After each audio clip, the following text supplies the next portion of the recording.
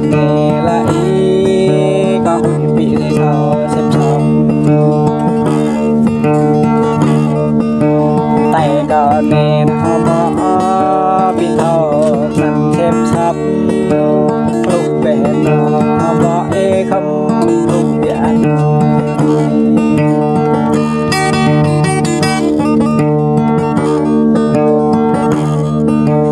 núi nhung cầu nó ý có chẳng chạy của mò thơ cần ở sát hình cầu nó ý có chẳng chạy của mò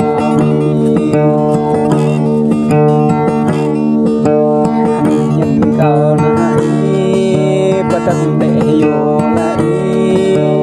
mới về nó ý ở mò thơ mới về Hãy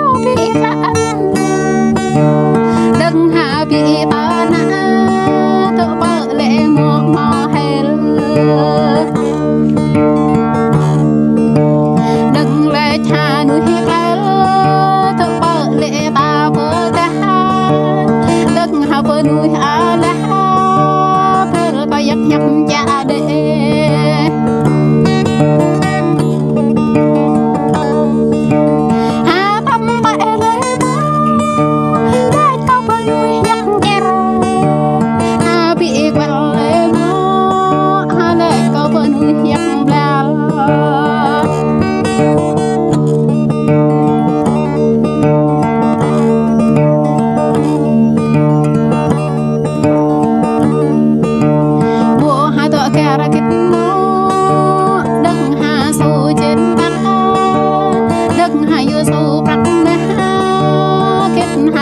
hấp dẫn.